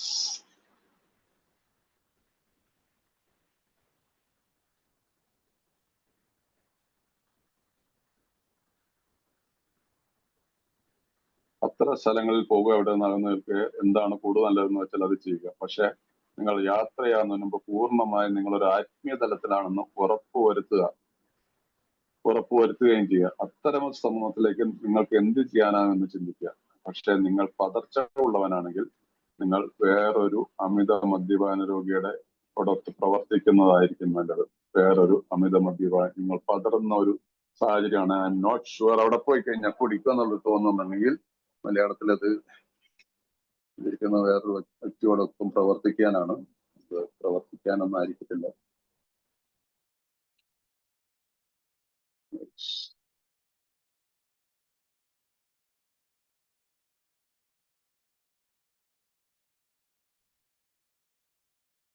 Yes, but if you are shaky, you had better work with other alcoholic instead. Work with alcoholic എന്ന് തന്നെയാണ് ഇതിനകത്ത്. മറ്റുള്ള ആളോട് പ്രവർത്തിക്കുക എന്ന് പറഞ്ഞിട്ടുണ്ടെങ്കിൽ ബി വിത്ത് ആൻ ആൽക്കഹോൾ. നമ്മളുടെ കൂട്ടത്തിലുള്ള നമ്മളുടെ കാലം മുമ്പ് സഞ്ചരിച്ചു കൊണ്ടിരിക്കുന്ന ഒരാളുമായിട്ട് അദ്ദേഹത്തോടൊപ്പം നമ്മൾ പോകുമായിരിക്കും നല്ലത്, തീർച്ചയായിട്ടും. അപ്പൊ അവിടെ നമുക്കൊരു ശക്തിയുണ്ട്. എപ്പോഴെങ്കിലും ഒരു ടെംപ്റ്റേഷൻ വന്ന അദ്ദേഹത്തിന്റെ കണ്ണിലേക്ക് നോക്കിയാൽ മതി, അദ്ദേഹത്തിന് നമുക്ക് മനസ്സിലാവും നമുക്ക് നമ്മുടെ ശരീരഭാഷ കൊണ്ട് രണ്ടും മദ്യപാനികളാണ്. അപ്പൊ അതുകൊണ്ട് ഇങ്ങനെയുള്ള കാര്യങ്ങളിൽ നമ്മൾ വളരെ ഈ ഒരു ആയുധം പ്രയോഗിക്കുക. അപ്പോൾ നമുക്ക് കുടിക്കേണ്ട അതുകൊണ്ടാണ് if you are shaky you had better work with another alcoholic instead. അപ്പൊ അതുകൊണ്ട് ഇവിടെ ആ ഒറ്റയ്ക്കുള്ള ഞാൻ ഇതിനെല്ലാം ചെയ്യുന്ന എനിക്ക് ഐ ക്യാൻ ഹാൻഡിൽ എന്നുള്ള ചിന്താഗതിയെ മാറ്റിക്കൊണ്ട് ഞാൻ എൻ്റെ കൂട്ടത്തിലൊരു അമിത മദ്യ, ഞാൻ ആദ്യ തുടക്കത്തിൽ പറഞ്ഞതാണത്, ആ രീതിയിലേക്ക് നമുക്ക് വരണം. യെസ്, എന്തിനാണ് ഒരു ചമ്മിയ മുഖമായി കഴിഞ്ഞു പോയ സുഖദുഃഖങ്ങളെ കുറിച്ച് നെടുവേർപ്പെട്ട് മദ്യപാനം നടന്നുകൊണ്ടിരിക്കുന്ന ഒരു സ്ഥലത്ത് ചെന്നിരിക്കുന്നത്? അതൊരു സന്തോഷവേളയാണെങ്കിൽ അവിടെയുള്ള ആളുകളുടെ സന്തോഷം വർദ്ധിപ്പിക്കുന്ന വിധത്തിൽ പെരുമാറുക. എന്തെങ്കിലും കാര്യം സംബന്ധിച്ചുള്ള ഒരു സന്ദർഭമാണെങ്കിൽ അങ്ങോട്ട് ചെന്ന് ആവേശപൂർവ്വം അക്കാര്യത്തിൽ സംബന്ധിക്കുക. ബാറിൽ നിന്ന് തന്നെ ഭക്ഷണം കഴിക്കുന്ന ഒരു സുഹൃത്തിനോടൊത്ത് നിങ്ങളെങ്കിൽ ധൈര്യമായി അങ്ങോട്ട് പോവുക, അയാളോടൊത്ത് പോവുക. നിങ്ങൾക്ക് വേണ്ടി നിങ്ങളുടെ സുഹൃത്തുക്കളുടെ ശീലങ്ങൾ മാറ്റേണ്ടതില്ലെന്ന് അവർ മനസ്സിലാക്കട്ടെ. പറ്റിയ സ്ഥലത്ത് വെച്ച് പറ്റിയ സമയത്ത് എന്തുകൊണ്ടാണ് മദ്യം നിങ്ങളുമായി വിനിയോഗിക്കുന്നതെന്ന് അയാൾക്ക് വിശദീകരിച്ചു കൊടുക്കുക. അത് നിങ്ങൾ നിരന്തരമായി ചെയ്യുകയാണെങ്കിൽ നിങ്ങളോട് കുടിക്കാൻ പിന്നീട് മറ്റാരും നിർബന്ധിക്കുകയില്ല. ഇതാണ് ശരിയായിട്ടുള്ള ഒരടുത്തൊരു വഴി പറയുന്നത്. അപ്പോൾ നമ്മൾ ഈ ഒരു ചമ്മിയ മുഖമായിട്ട് ഭയപ്പെട്ടതല്ല, വളരെ പ്രസന്നവദനായിട്ട് നമ്മൾ ഇങ്ങനെയുള്ള ഫംഗ്ഷനുകളിൽ പങ്കെടുക്കണം. അവരുടെ അടുത്തേക്ക് കഴിച്ചുകൊണ്ടിരിക്കുന്നവരുടെ അടുത്ത് നിന്നൊരു കുശലം പറയണം. ഈ ധൈര്യം ഈ രീതിയിൽ ഇതിന് മുമ്പിലത്തെ പാരഗ്രാഫിൽ പോയിട്ട് പ്രവർത്തിച്ചുകൊണ്ടുന്ന രീതിയിൽ നമ്മൾ പ്രവർത്തിക്കുകയാണെങ്കിൽ അവരെ തന്നെ അത്ഭുതപ്പെടുത്തും. ആരും നിർബന്ധിച്ചൊന്നും നമ്മുടെ വായിലേക്കൊന്നും ആരും ഒഴിക്കുന്നില്ല. ഒരു പ്രാവശ്യം പറയും, രണ്ടാമത്തെ പ്രാവശ്യം നമ്മൾ വേണ്ട രീതിയിൽ നമുക്ക് നല്ല രസകരമായിട്ട് അവനോട് മറുപടി പറയാൻ പറ്റും. ഞാൻ കുടിക്കാൻ, പക്ഷെ നീ എന്നെ ഇവിടെ അടുത്ത് തന്നെ വീട്ടിൽ കൊണ്ടുവന്ന് കൊണ്ടുവരുന്നത് തുടങ്ങിയ പിന്നെ നിർത്തത്തില്ല, അതിനുള്ള സ്റ്റോക്ക് ഉണ്ടോ, അങ്ങനെ എന്തെങ്കിലുമൊക്കെ ചെറിയ കാര്യം ആരും പറയത്തില്ല, എല്ലാവർക്കും അറിയാം നമ്മളെ കുറിച്ച്. അപ്പൊ ഇവിടെ പോരാത്തിന് എനിക്ക് ഞാൻ സ്വല്പം ഏറ്റവും നല്ലൊരു റീസൺ എന്ന് പറഞ്ഞാൽ സ്വല്പം ഒരു ട്രീറ്റ്മെന്റിലാണ്. അതുകൊണ്ട് ഇപ്പൊ എനിക്കത് കഴിച്ചു കഴിഞ്ഞാൽ ശരിയാവില്ല. ആരും അവിടെ നിർബന്ധിക്കത്തൊന്നുമില്ല. അല്ലേനൊരു കുടിക്കണം, മരുന്നൊക്കെ അവിടെ കിടക്കിട്ടെന്നൊക്കെ പറഞ്ഞ് അവനെ തൽക്കാലം നീ ഇപ്പൊ കുടിക്കും, ഞാൻ ഒഴിച്ചു തരാന്ന് പറഞ്ഞിട്ട് അല്ലെങ്കിൽ എന്തെങ്കിലും വിളമ്പി കൊടുത്ത് അവനെ സന്തോഷിപ്പിച്ചേക്കുക. അങ്ങനെ പല കാര്യങ്ങളും. നമ്മൾ ബുദ്ധിയുള്ളവരല്ലേ, നമ്മളെ മണ്ടന്മാരാരുമില്ല. അപ്പൊ അതുകൊണ്ട് ഇവിടെ ഈ രീതിയിൽ നമുക്ക് തീർച്ചയായിട്ടും ആരും നമ്മളെ നിർബന്ധിക്കുകയില്ല. നിങ്ങൾ കുടിച്ചുകൊണ്ടിരുന്ന സമയത്ത് ജീവിതത്തിൽ നിന്നും നിങ്ങൾ അല്പാൽപമായി പിന്മാറുകയായിരുന്നു. ഇപ്പോൾ നിങ്ങൾ ഈ ലോകത്തിന്റെ സാമൂഹിക ജീവിതത്തിലേക്ക് തിരിച്ചു വന്നിരിക്കുകയാണ്. We came back to life. നമ്മൾ കൂടാന്ന് പറഞ്ഞാൽ ഇവിടുത്തെ മലയാളം അഴുക്ക് കൂമ്പാരത്തില് സ്റ്റീപ്പ് ഓഫ് ദ വിൽസൺ ഇയാളെ കുറിച്ച് പറയുന്ന എബി താറ്റൻ പറയുന്ന സ്റ്റാക്ക് ഓഫ് ദ ഹീപ്പ്, അങ്ങനെയാണ്. ഇങ്ങനെയുള്ള കൂനയിൽ നിന്ന് ഉയർത്തെഴുന്നേറ്റവരാണ് നമ്മൾ. ചവറുകളിൽ നിന്ന് ചവറ്റുകൊട്ടകൾ. നമ്മുടെ നാട്ടിൽ ഇപ്പോൾ വേസ്റ്റ് കൊണ്ടുവന്നില്ല, ആ വേസ്റ്റിൽ നിന്ന് നമ്മൾ എനിക്ക് വന്നവരാണ്. അത് അല്പാൽപമായി നമ്മൾ മാറിയിട്ട് നമ്മൾ റിക്കവറിയിൽ ഒന്നാണ്. അല്പാൽപമായി എന്ന് പറയുന്നത് മദ്യം ഒറ്റയടിക്കാൻ നിർത്തിയത്. പക്ഷെ റിക്കവറി പ്രോസസ്സിൽ നമ്മൾ അല്പാൽപമായിട്ടല്ല നമ്മളെല്ലാവരും ഒറ്റ ദിവസം കൊണ്ടാരും 12ാമത്തെ പടിയിലെത്തുന്നില്ല. അപ്പോൾ നിങ്ങൾ ഈ സാഹചര്യത്തിൽ തിരിച്ചു വന്നിരിക്കണം. നിങ്ങളുടെ സുഹൃത്തുക്കൾ മദ്യം കഴിക്കുന്ന എന്ന കാരണത്താൽ വീണ്ടും അങ്ങനെ ജീവിതത്തിൽ നിന്ന് പിൻവാങ്ങാൻ തുടങ്ങാതിരിക്കുക. നിങ്ങളുടെ സുഹൃത്തുക്കൾ മദ്യം കഴിക്കുന്ന എന്ന കാരണത്താൽ വീണ്ടും അങ്ങനെ ജീവിതത്തിൽ നിന്ന് പിൻവാങ്ങാൻ തുടങ്ങാതിരിക്കുക. ജീവിതം എൻജോയ് ചെയ്യുക. നമ്മുടെ സുഹൃത്തുക്കൾ മദ്യം കഴിക്കണമെന്ന് വെച്ചുകൊണ്ട് ജീവിതത്തിന്റെ സോഷ്യൽ ലൈഫിൽ നിന്നൊന്നും നമുക്ക് പിന്മാറേണ്ട ആവശ്യമില്ല. ബോധപൂർവം ചെന്ന് ചാടാതിരിക്കുക, മറ്റുള്ളവരെ സൂചിപ്പിക്കാൻ വേണ്ടിയിട്ട് പോകാതിരിക്കുക. നമ്മൾ സമൂഹ ജീവിയല്ലേ, നമ്മൾ അവിടെ ആ രീതിയിൽ തന്നെ ജീവിക്കണം. കള്ളുടിയന്മാർ നമ്മുടെ വീട്ടിൽ തന്നെ ഉണ്ടാവുമല്ലോ ചിലപ്പോൾ. അപ്പം ഭയങ്കര നമ്മുടെ പലരുടെയും വീടുകളിലുള്ള കഴിഞ്ഞ ദിവസത്തെ ഈ ഗ്രൂപ്പിലാണ് അവിടെ നാട്ടിൽ അച്ഛനും ചേട്ടനും രണ്ടുപേരും ഭയങ്കര കുടിക്കുക. അതിന്റെ ഇടയ്ക്ക് ഇദ്ദേഹം റിക്കവറിയിൽ നിൽക്കുകയാണ്. എന്ത് ചെയ്യണമെന്ന് അറിയാൻ പറ്റുന്നില്ല. ഇതൊക്കെ സാധാരണ സംഭവങ്ങളാണ്. മറ്റുള്ളവർക്ക് പരമാവധി സഹായം ചെയ്യുന്ന സ്ഥലത്ത് ഉണ്ടാവുക എന്നുള്ളതാണ് നിങ്ങളുടെ ഇപ്പോഴത്തെ ജോലി. ഇപ്പോഴത്തെ ജീവിതം എന്ന് പറഞ്ഞാൽ നമ്മൾ എന്താണ്, ജീവിതത്തെ നമ്മളുടെ പ്രധാനപ്പെട്ട ജോലി എന്ന് പറഞ്ഞാൽ മറ്റുള്ളവരെ സഹായിക്കുക എന്നുള്ള ആ ഒരു ഭാഗം. മറ്റുള്ളവരെ എങ്ങനെ എനിക്ക് സഹായിക്കാൻ സാധിക്കും എന്നുള്ളതായിരിക്കണം നമ്മുടെ ഓരോ ദിവസത്തെ നമ്മുടെ ചിന്തകൾ. How can I help? അത് അഞ്ചാമത്തെ പേജിൽ ഇതിനെ കുറിച്ച് എന്താ പറയുന്നുണ്ടെന്ന് എനിക്ക് തോന്നുന്നു. തൽക്കാലം നാം ചെയ്യുന്ന നമ്മുടെ ജീവിതം ചിട്ടപ്പെട്ട് ജീവിക്കാണ്. പക്ഷെ ഇതുകൊണ്ട് മാത്രം എല്ലാമായില്ല. നമ്മെ ചുറ്റിപ്പറ്റിയുള്ള ആളുകൾക്കും ദൈവത്തിനും പരമാവധി സേവനം ചെയ്യുന്ന രീതിയിൽ യോഗ്യത നേടുക എന്നാണ് ഞങ്ങളുടെ യഥാർത്ഥത്തിലുള്ള ഉദ്ദേശം. പ്രവൃത്തി പദത്തിലെ 75-ാമത്തെ പേജിൽ 2ാമത്തെ പാരഗ്രാഫ് ബുക്ക് നോട്ട് ചെയ്തൊക്കെ പോകുന്നവരാണ് ഇത് എഴുതി വെച്ചിട്ട്. തൽക്കാലത്തേക്ക് നാം ചെയ്യുന്നത്, ഇന്ന് ഞാൻ ചെയ്യുന്നത് എന്താണ്? എന്റെ ജീവിതം ചിട്ടപ്പെടുത്തി ജീവിക്കാനാണ്. പക്ഷെ ഈ ചിട്ടപ്പെടുത്തിക്കൊണ്ട് എല്ലാം ആയില്ല. നമ്മെ ചുറ്റിപ്പറ്റിയുള്ള ആളുകൾക്കും നമ്മുടെ കുടുംബത്തിലും സൗഹൃദത്തിലും സോഷ്യൽ ലൈഫ് ഉള്ള ആളുകൾക്കും ദൈവത്തിനും പരമാവധി സേവനം നൽകുന്ന രീതിയിൽ യോഗ്യത നേടുക എന്നാണ് നമ്മുടെ യഥാർത്ഥത്തിലുള്ള ഉദ്ദേശം. ഇത് 7ാമത്തെ പടി കഴിയുമ്പോൾ എന്നെ ശുദ്ധീകരിക്കുന്ന പ്രക്രിയ, എന്തിനാണ് ഞാൻ ശുദ്ധീകരിക്കപ്പെടേണ്ടതിന്റെ എന്റെ ഭാഗത്ത് വരുന്ന ഒരു കോട്ടാണ്. അത് ഞാനിവിടെ പറഞ്ഞെന്നുള്ളത്. നിങ്ങൾ വായിക്കുന്നവർക്ക് അത് വായിച്ചാൽ നല്ലതായിരിക്കും. 75-ാമത്തെ പേജില്. അതുകൊണ്ട് നിങ്ങൾക്ക് സഹായകരമായി വർത്തിക്കാൻ കഴിയുന്ന എങ്ങോട്ടും പോകാൻ മടിക്കരുത്. അത്തരം ഒരു ദൗത്യത്തിൽ ഈ ഭൂമിയിലെ ഏറ്റവും മലിനമായിടത്ത് വലുത്താൻ നിങ്ങൾ മടി കാണിക്കരുത്. ഈ ലക്ഷ്യങ്ങളുടെ ജീവിതത്തിൽ തീച്ചൂളയിൽ നിങ്ങൾ അഭംഗുരം തുടരുക. അപ്പോൾ ദൈവം നിങ്ങളെ രോഗവിമുക്തനാക്കും. ഇത് വലിയൊരു മെസ്സേജാണ്.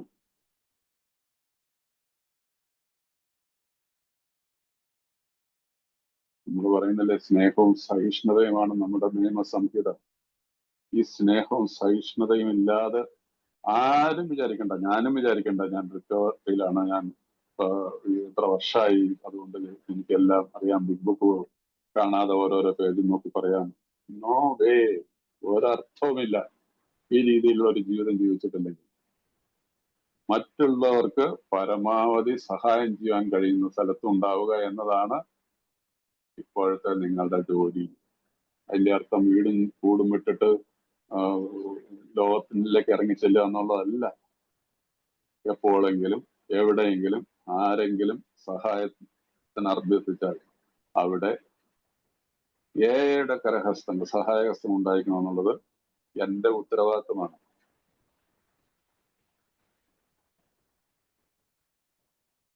ഇപ്പൊ ദൈവത്താൽ തിരഞ്ഞെടുക്കപ്പെട്ട പുനർജനിക്കപ്പെട്ട നമ്മളുടെ primary purpose is to stay sober and help suffering alcoholic. ഇതോടൊപ്പം ദൈവമാണ് കൂട്ടത്തിൽ നടക്കുന്നത്. ദൈവം നമ്മുടെ ജീവിതത്തിലും നമ്മുടെ കുടുംബത്തിലും എല്ലാ ഐശ്വര്യങ്ങളും തരും. നമുക്കൊരു പുതിയ അർത്ഥം മനസ്സിലാവും. എന്താർത്ഥം മനസ്സിലാവുന്നത്? സത്യബോധം ഉണ്ടാവും. ഞാൻ എങ്ങോട്ടാണ് ഈ ഓടുന്നത്? എന്തിനാണ് ഓടുന്നത്? ഞാൻ എന്തൊക്കെയാണ് ഉപേക്ഷിക്കേണ്ടത്?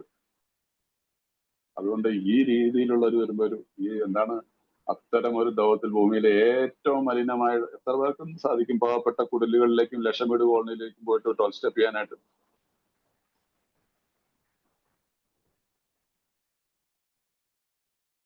അവിടെ ഞാൻ ശരിയാവത്തില്ല. നിങ്ങൾ ആരെങ്കിലും പോയി ഞാൻ ഇന്ന് എനിക്ക് ഭയങ്കര ഒരു സംഭവം എന്ന് പറയും. എത്ര പേര് സന്നദ്ധമാണ് ഒരു പാവപ്പെട്ട കീറി പറഞ്ഞൊരു മുണ്ടോ ഷർട്ടോ ഇട്ടുള്ള ഒരു മീറ്റിങ്ങിലേക്ക് അവന്റെ ഭാര്യയും പുറത്തു നിന്നുകൊണ്ട് കരഞ്ഞുകൊണ്ട് നിൽക്കുമ്പോൾ ആ പുള്ളിനെ ചേർത്ത് പിടിക്കാനായിട്ട് എത്ര പേർക്ക് സന്നദ്ധമാണ്? വരാനൊക്കെ പറഞ്ഞ് എന്തെങ്കിലുമൊക്കെ പറഞ്ഞു വിടും. ശരിയായിട്ടുള്ള സ്നേഹം, സഹിഷ്ണുത. അല്ല, ചിലപ്പോൾ അയാൾ കുളിച്ചിട്ട് 2-3 ദിവസമായിട്ടുണ്ടാവും. കുഴിഞ്ഞ കണ്ണുകളായിരിക്കാം, പട്ടിണിയാർന്നായിരിക്കാം, മദ്യപിച്ചിട്ടും ഉണ്ടാവാം, പക്ഷെ പട്ടിണിയാർന്നായിരിക്കാം. അയാൾ അടുത്ത മീറ്റിങ്ങിന് വരുമോ ഇല്ല എന്നുള്ളത് നമ്മുടെ പ്രശ്നമല്ല. ആ സമയത്ത് ഒരു കാറിൽ വന്നിറങ്ങുന്ന ഭാര്യയും ഭർത്താവും ഒരു വലിയൊരു ബിസിനസ്മാൻ ആണെങ്കിലോ ആ മീറ്റിംഗ് കഴിഞ്ഞു കഴിഞ്ഞാൽ അവരെ പൊതിയും ആളുകൾ. അവർക്ക് ഉള്ള സഹായങ്ങൾ വാഗ്ദാനം ചെയ്യാനും നമ്പറുകൾ കൊടുക്കാനും അവരോട് സംസാരിക്കാനും അവരുടെ ഭാര്യയോട് സംസാരിക്കാനും ഒരു തെറ്റിത്തിരക്കുണ്ടാവും. ഇതൊക്കെ ഈ ജീവിതത്തിൽ ഞാൻ കണ്ടിട്ടുള്ള കാര്യങ്ങളെ ഇന്നും കണ്ടുകൊണ്ടിരിക്കുന്ന കാര്യങ്ങൾ. ഇവിടെ ബുക്ക് എന്താ പറയുന്നത്? ഏറ്റവും മലിനമായ ഇടത്ത് പോലെ എത്താൻ നിങ്ങൾ മടി കാണിക്കരുത്. ഇവിടെ അതിന് പകരം എന്താണ് പലപ്പോഴും സംഭവിക്കുന്നത്? നേരെ വിരുദ്ധമായിട്ട് ഒരുത്തിന് എന്തെങ്കിലും ഒരു തെറ്റ് പറ്റുകയോ എന്തെങ്കിലും ബുദ്ധിമുട്ടുകൾ എടുക്കുവാണെങ്കിൽ അവനെ അകറ്റി നിർത്താൻ ശ്രമിക്കും. പലരോടും വിളിച്ചു പറയും, അവൻ മായപ്പാടെ ഭയങ്കര പ്രശ്നത്തിൽ കൂടെ ഒക്കെ പോണെന്ന്, അവനായിട്ട് വിളിക്കുകയൊന്നും ചെയ്യേണ്ട, വരുവാണി വന്നിട്ട് ചിലപ്പോ പോലീസിൽ സ്റ്റേഷനിലേക്ക് വരാൻ വരും, അവന്റെ പേരിൽ ഒരുപാട് കേസുണ്ട്, കോടതി കേസുണ്ട്, ചിലപ്പോ കാശ് കടം ചോദിക്കും. അപ്പൊ അതുകൊണ്ട് ഇത്തിരി അകന്നു നിന്നോളാനൊക്കെ പറയും. നമുക്ക് മറ്റുള്ളവരെ കുറിച്ച് അറിഞ്ഞിരിക്കണം. അവിടെ സഹായത്തിന് നമ്മൾ വിമുഖത കാണിക്കരുത്. എനിക്ക് സഹായിക്കാവുന്നതാണെങ്കിൽ സഹായം ചെയ്യണം. അല്ലാതെ ഒരിക്കലും ഒരു വ്യക്തിയെ നമ്മൾ ചെറുതായിട്ട് കാണരുത്. നമുക്കറിയത്തില്ല ദൈവത്തിന്റെ പദ്ധതി ആ വ്യക്തിയുടെ മുകളിൽ എന്താണെന്നുള്ളത്. അപ്പൊ അത് ദൈവത്തിന് വിരുദ്ധമായിട്ടുള്ള ഒരു പ്രവർത്തനമാണ് അതൊക്കെ. അതുകൊണ്ട് ഒരു വളരെ ഈ വാക്ക് നിങ്ങൾ അണ്ടർലൈൻ ചെയ്ത് വെച്ചോളാം. അപ്പൊ അണ്ടർലൈൻ ചെയ്ത് വെക്കുന്നില്ല, ജീവിതത്തിൽ നിങ്ങൾക്ക് ഒന്നും നഷ്ടപ്പെടാൻ പോകുന്നില്ല. ആരും നിങ്ങളുടെ വീട് എഴുതരാനൊന്നും പറയത്തൊന്നുമില്ല. ആരും നിങ്ങളുടെ വീട്ടിലേക്ക് ഞാൻ ഒരു 3 മാസത്തേക്ക് നിങ്ങളുടെ വീട്ടിൽ കയറി താമസിച്ചോട്ടെ എന്ന് ചോദിക്കത്തില്ല. നിങ്ങൾക്ക് സ്പേസ് ഉണ്ടെങ്കിൽ കൊടുത്തേക്കണം. അങ്ങനെയുള്ള ചോദ്യങ്ങളൊന്നും വരത്തില്ല. മാക്സിമം ഒരു പാവപ്പെട്ടവനാണെങ്കിൽ കൂടുതൽ അരി മേടിച്ചിട്ടില്ല, കാര്യം ഞാൻ കള്ളു കുടിച്ചല്ലതാണ്, അരി മേടിക്കാൻ കാശില്ലെന്ന ഒരു ബോധ്യം നോക്കാം. ഒന്നും അന്നത്തെ ദിവസം കുടിച്ചിട്ടില്ല എങ്കിൽ, അവന് 10, 100, 200 കൊടുത്തിട്ടൊന്നും പറയാൻ വായ്പ കൊടുക്കുക ആൾക്കാർ. അതാണ് പ്രശ്നം വരുന്നത്. അതല്ല, ഇവിടെ ഒരു മടി പോലും കാണിക്കരുത്. തരാനുള്ള നിങ്ങൾക്ക് ഭയാണ്, നിങ്ങൾക്കെന്നല്ല നമുക്കൊക്കെ ഭയാണ്. എന്റെ പേഴ്സിലെ കനം കുറഞ്ഞു കഴിഞ്ഞാൽ എന്താവും, എന്റെ കാര്യം എന്താവും? ഇന്ന് ശരിക്കും ഒരു കാലിലൊരു മുള്ളു കൊണ്ട് പഴുത്താൽ എന്താണ് അതിന്റെ പഴുക്കാനുള്ള കാരണം എന്നറിയാൻ വേണ്ടിയിട്ട് ലക്ഷങ്ങൾ ചെലവാക്കപ്പെടുന്ന ഒരു കാലമാണ്. ലക്ഷങ്ങൾ. എനിക്കൊരു 2022 ഒരു അവസാനമായപ്പോൾ ഒരു ഹാർട്ട് അറ്റാക്ക് ഉണ്ടായി. 5.5 ലക്ഷം രൂപയുടെ ബില്ലാണ് വന്നത്. മനസ്സിലായില്ലേ? 5.5 ലക്ഷം രൂപ. ഞാൻ തകർന്ന് പാളീസായിട്ട് നിൽക്കുന്ന കാലത്തായിരുന്നു. എനിക്കെന്താ ദൈവാനുഗ്രഹം ഉണ്ടായിരുന്നു. ഞാൻ സെൻട്രൽ ഗവൺമെന്റിൽ നിന്ന് റിട്ടയർ ചെയ്തായിരുന്നു. എനിക്കതുകൊണ്ട് അതിന്റെ ക്യാഷ്ലെസ് ബെനിഫിറ്റ് ഉള്ള അതും ഡൽഹിയിൽ ഒരു സൂപ്പർ ഹോസ്പിറ്റലിൽ ട്രീറ്റ്മെന്റ് എടുക്കാൻ പറ്റി. സാധാരണക്കാരനാണ് എന്ത് ചെയ്യാൻ പറ്റും? മരിച്ചു പോലേ ഉള്ളൂ. ഇന്ന് 5.5 ലക്ഷം രൂപ ഉണ്ടാക്കിയെടുക്കേണ്ട ഒരു സാഹചര്യം വരികയാണെങ്കിൽ നമുക്ക് എത്ര പേർക്ക് ആ ഒരു കുടുംബത്തിനെ സഹായിക്കാൻ പറ്റും എന്നുള്ളത് സ്വയം ആലോചിച്ച് നോക്കിയാൽ. പല ഗ്രൂപ്പുകളിലും റിപ്പീറ്റഡ്ലി പറയേണ്ട ആവശ്യം വരികയാണ്. സൂം ഒക്കെ റിന്യൂ ചെയ്യണമെങ്കിൽ 16,000 രൂപ വേണം. ഈ ഗ്രൂപ്പിലൊക്കെ പൈസ കാണായിരിക്കും ചില ഗ്രൂപ്പുകളിൽ കോൺട്രിബ്യൂട്ട് ചെയ്യാൻ.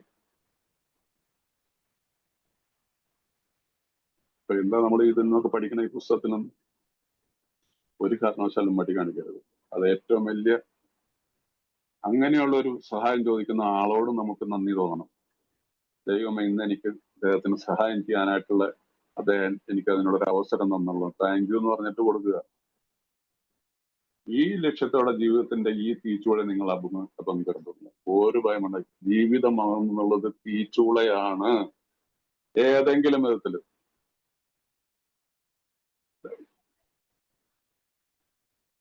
എന്റെ ഒരു ജീവിതത്തിലൊരു ഇത് പറയാം. എന്റെ ഒരു കസിൻ സിസ്റ്റർ ഉണ്ട്. അവളൊരു 25 വർഷം 30 വർഷം മുമ്പോട്ട് 30 വർഷം 25 വർഷത്തിൽ കൂടുതലായിട്ട് US പോയി അവിടെ നേഴ്സായിരുന്നു.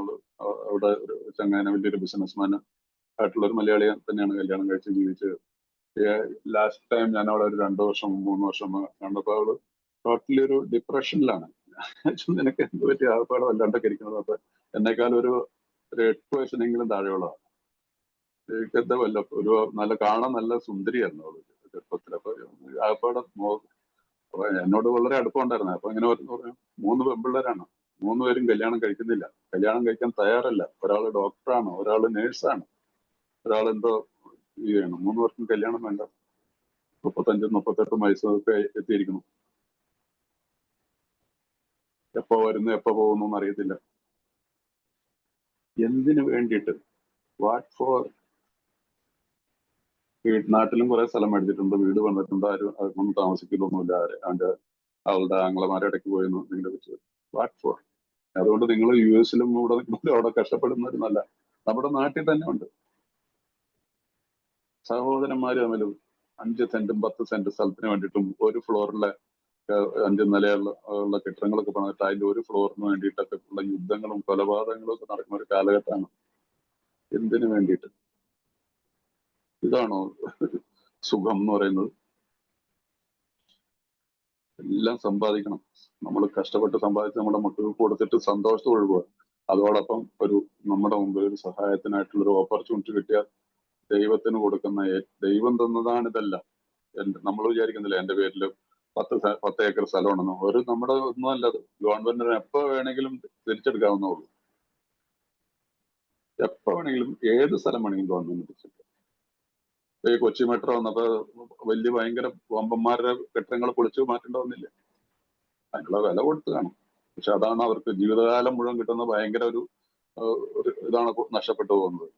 അപ്പൊ അതുകൊണ്ട് ഞാൻ ഇത്തിരി കൂടുതൽ സമയം എടുക്കുന്നു, അത് സോറി. അപ്പൊ അതുകൊണ്ട് ഈ ജീവിതത്തിന്റെ തീച്ചുളയിൽ നമ്മൾ ഈ മനോഭാവത്തോടു കൂടി അപ്പോൾ ദൈവം നിങ്ങളെ രോഗവിമുക്തനാക്കും. Then only you can say you will be a recovered alcoholic. വിമുക്തി സാധ്യമാണ്. എല്ലാവരും പറയും ഒരിക്കലും അത് മദ്യപാനി ആയതുകൊണ്ട് ഞാൻ ഒരിക്കലും നോ. എന്താണ് ഇംഗ്ലീഷിൽ പറയുന്നത്?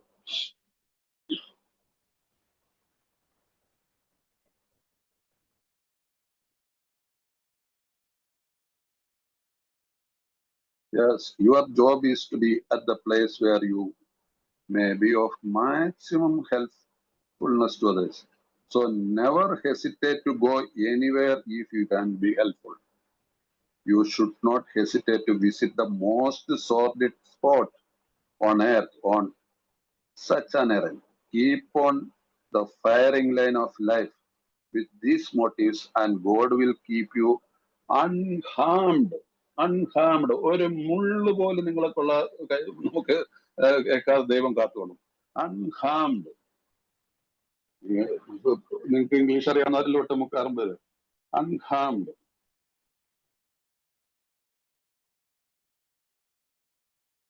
ഞങ്ങളിൽ പലരും വീടുകളിൽ മദ്യം സൂക്ഷിക്കാറുണ്ട്. ഞങ്ങൾക്ക് പലപ്പോഴും മദ്യോന്മത്തരെത്തുന്ന നവാഗതരുടെ കടുത്ത മദ്യാസക്തിയിൽ നിന്നും വിടുവിച്ചെടുക്കാൻ അത് അത്യാവശ്യമാണ്. അമിത മദ്യപാന രോഗികളില്ലാത്ത ഞങ്ങളുടെ സുഹൃത്തുക്കൾ ഞങ്ങളിൽ ചിലർ മദ്യം വിളമ്പാറുണ്ട്. പക്ഷെ ആർക്കും മദ്യം വിളമ്പരുന്ന ആണ് ഞങ്ങൾ വേറെ ചിലർ കരുതുന്നത്. ഈ കാര്യം നിങ്ങളുടെ ഒരു വിവാദ വിഷയമാക്കാറില്ല. ഞങ്ങൾക്ക് തോന്നുന്നു ഓരോ കുടുംബം അവരുടെ സ്വന്തം സാഹചര്യങ്ങൾ കണക്കെടുത്ത് അവർ തന്നെ ഈ കാര്യം തീരുമാനിക്കണമെന്നാണ്. അപ്പൊ ഈ കാര്യത്തിലൊക്കെ സ്വയമായിട്ട് സാഹചര്യങ്ങളുടെ അനുസരിച്ചൊക്കെ വിളമ്പണ്ടയോ, ആരെയാണ് വിളിക്കണേ, അല്ലെങ്കിൽ കുടിച്ചിട്ട് വന്നിരിക്കുന്ന ഒരാളുടെ അടുത്തിൽ എത്ര നേരം ഇതൊക്കെ സ്വയം അക്കോർഡിംഗ്ലി ഈ ഒരു ചിട്ടയോടുകൂടി ജീവിക്കുന്ന ഒരാൾക്ക് അതിന്റെ ഉത്തരങ്ങൾ നമുക്ക് അതിനെ ഹാൻഡിൽ ചെയ്യാനുള്ള ശക്തി തരും. നേരെ മുമ്പിൽ ഇപ്പൊ വായിച്ചതില്ലേ, അൺഹാംഡ്. നമുക്ക് ഒരു ദോഷം വരില്ല നമ്മൾ ഈ പടികൾ പ്രാക്ടീസ് ചെയ്ത് പോയി കഴിഞ്ഞാൽ. ഒരു നടപടിക്രമം എന്ന നിലയ്ക്ക് കുടിയോട് വെറുപ്പോ അസഹിഷ്ണുതയോ കാണിക്കാതിരിക്കാൻ ഞങ്ങൾ പ്രത്യേകം ശ്രദ്ധിക്കുന്നു. അതുകൊണ്ട് ഒരു കുടിയോടും നമുക്ക് ഒരിക്കലും വെറുപ്പോ ഒന്നും കാണിക്കരുത്. അങ്ങനെയുള്ള ഒരു മനോഭാവം ആർക്കും സഹായകരമെന്ന അനുഭവം കാണിക്കുന്നു. ഞങ്ങളുടെ കൂട്ടത്തിലുള്ള ഓരോ അമിത മദ്യപാന രോഗിയും ഈ മനോഭാവം തങ്ങളിലുണ്ട് എന്ന് ശ്രദ്ധിക്കുന്നവരാണ്. നമ്മൾ ശ്രദ്ധിച്ചിരിക്കുന്നു. എന്നിൽ സഹിഷ്ണുതയുണ്ടോ മറ്റൊരു മദ്യപാനിയെ കുറിച്ച്? ഇന്ന് ഞാനിപ്പോ 10-15 കൊല്ലമായിട്ട് മദ്യപിക്കുന്നില്ല, അതുകൊണ്ട് ഞാൻ മറ്റൊരു മദ്യപാനിയെ കളിയാക്കാറുണ്ടോ? അതിനെ സഹായിക്കാതിരിക്കാനായിട്ടുള്ള കാരണങ്ങൾ ഞാൻ കണ്ടെത്താറുണ്ടോ? ഒരിക്കലും പാടില്ല. നമ്മൾ ഹെൽപ്പ് ചെയ്യാനായിട്ടുള്ള ഒരു സന്നദ്ധമായിട്ടുള്ള മനസ്സ് നമുക്ക് എപ്പോഴും ഉണ്ടായിരിക്കണം. അപ്പൊ ഈ കാര്യങ്ങളൊക്കെ നമ്മൾ അന്ന് എഴുതി വെച്ചതിന് ഇന്നും ഒരു മാറ്റമില്ല എന്ന് ഓർക്കുക. അത്തരം ബാധവഴിപ്പിക്കലല്ല ഞങ്ങളെന്ന് കാണുമ്പോൾ അവർ വളരെയേറെ ആശ്വസിക്കുന്നു. അക്ഷമയുടെ സമീപനം അമിത മദ്യപാന രോഗിയെ അകറ്റിക്കളയുന്നു. അത്തരം വിഡ്ഢിത്തം ചെയ്യാറുണ്ടെങ്കിൽ അവരുടെ ജീവിതത്തിൽ ഒരുപക്ഷെ രക്ഷിക്കുവാൻ കഴിഞ്ഞേക്കും. നൈമിഷികമായി കുടിക്കാൻ പ്രേരണ തോന്നുന്നതിലുള്ള കാരണം തങ്ങൾക്കുണ്ടാകില്ല. എന്തുകൊണ്ടെന്നാൽ 1000-ൽ ഒരു മദ്യപൻ പോലും മദ്യം മറുക്കുന്ന ഒരാളിൽ നിന്ന് മദ്യപാനത്തെ കുറിച്ച് പറഞ്ഞു കേൾക്കാൻ ഇഷ്ടപ്പെടുന്നില്ല. അമിത മദ്യപാന രോഗ പ്രശ്നത്തിന്റെ ആഴത്തെക്കുറിച്ച് പൊതുജനങ്ങൾക്ക് കുറെ കൂടി നല്ല ധാരണ നൽകുവാൻ എന്നെങ്കിലും ഒരിക്കൽ ആൽക്കഹോളിക്സ് അനോൺസിന് സാധിക്കുമെന്ന് ഞങ്ങൾ വിശ്വസിക്കുന്നു. 1939 എഴുതിയാണ്. ഇന്നത് ആലോചിച്ച് നോക്കും. ചിട്ട പോലെ വന്നില്ലേ? ഇന്ന് ഇപ്പൊ ഈ എന്താ 16-ാം തീയതി ആണെന്ന് നമുക്ക് പ്രൈം മിനിസ്റ്ററുടെ ഓഫീസിൽ നിന്ന് നമുക്കൊരു ഓർഡർ ഇഷ്യൂ ചെയ്തിട്ടുണ്ട്. ഇന്ത്യയിലെ ഏത് സ്കൂളുകളിലോ പോലീസ് സ്റ്റേഷനുകളിലോ ഏത് സ്ഥാപനങ്ങളിലോ എയുടെ സ്റ്റിക്കറുകൾ ഒട്ടിക്കുക, ഏത് സ്ഥാപനങ്ങളും PI മീറ്റിങ്ങുകൾ നടത്താനായിട്ടുള്ള പലപ്പോഴായിട്ട് പല ഓർഡറുകൾ ഇറങ്ങിയിട്ടുണ്ടായിരുന്നു പല മിനിസ്ട്രിയിൽ നിന്നൊക്കെ. പക്ഷെ ഇത് ഏകപക്ഷീയമായിട്ട് ഒറ്റ ഓർഡർ ഇറങ്ങിയിട്ടുണ്ട് PMO പ്രൈം മിനിസ്റ്റർ ഓഫീസിൽ നിന്ന്. അടുത്ത ദിവസങ്ങളിലുണ്ട്. നിങ്ങൾക്ക് ആർക്കെങ്കിലും അതിന്റെ കോപ്പി ആവശ്യമുണ്ടെങ്കിൽ എന്നോട് പറയുകയാണെങ്കിൽ ഞാൻ ഓരോരുത്തർക്ക് ഇൻഡിവിജ്വലായിട്ട് വെച്ചുതരാം. ആ കോപ്പി വെച്ചുകൊണ്ട് ഏത് സ്കൂളിലോ പലർക്കും അറിയില്ലാത്ത പോലീസ് സ്റ്റേഷനിൽ പോലും നിങ്ങൾക്ക് എന്നിട്ട് ഇവിടെ 4 സ്റ്റിക്കർ ഒട്ടിക്കണം സാറേ എന്ന് പറഞ്ഞു കഴിഞ്ഞാൽ അവർക്ക് നിഷേധിക്കാൻ പറ്റത്തില്ല, ഇവിടെ ഒട്ടിക്കാൻ പറ്റത്തില്ല എന്ന് പറയും. സാറേ ഇങ്ങനെ ഒരു പേപ്പർ ഉണ്ടോ, അതുകൊണ്ടാണ് ഞങ്ങൾ വന്നതെന്ന് പറഞ്ഞു കഴിഞ്ഞാൽ അത് വായിച്ചു കഴിഞ്ഞാൽ PMO ഓഫീസിന്റെ ഓർഡർ കണ്ടു കഴിഞ്ഞാൽ അവർക്ക് നിഷേധിക്കാൻ പറ്റുമോ? പറ്റില്ലെങ്കിൽ സാറൊന്ന് എഴുത്തുന്ന വെച്ചാൽ അത് ഞങ്ങൾ അതിനനുസരിച്ച് ചെയ്യാന്ന് പറഞ്ഞാൽ അപ്പൊ തലകുനിക്കും. കഴിഞ്ഞ ആഴ്ച ഇറങ്ങിയ ഓർഡറാണ്. അപ്പൊ ഇതിന്ന് എന്താണ് അതിന്? ഇന്ത്യ ഒൻപാടും ഏത് സ്ഥാപനത്തിലും AI ഉപയോഗിക്കാൻ പ്രൈം മിനിസ്റ്റേഴ്സ് ഓഫീസിൽ നിന്ന് ഓർഡർ ഇഷ്യൂ ചെയ്തിട്ടുണ്ട്.